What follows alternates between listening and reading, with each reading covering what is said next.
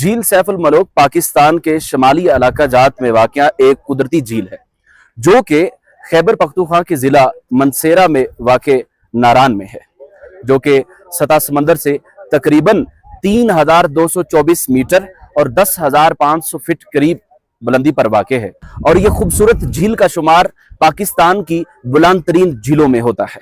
یہ جھیل وادی ناران سے 8 کلومیٹر کی مسافت پر پہاڑ کی بلند ترین چوٹی پر واقع ہے۔ جھیل کا نام ایک مشہور داستان شہزادہ سیف الملوک سے منسوب ہوتا ہے، جو کہ مصر کا شہزادہ تھا۔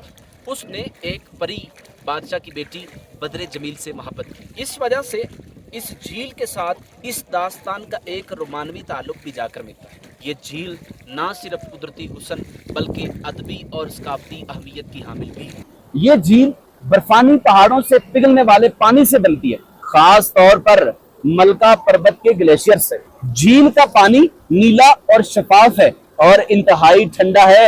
یہاں پر تو برف کی بھی ضرورت نہیں ہے کیونکہ یہ پانی ہی برف سے بنا ہے۔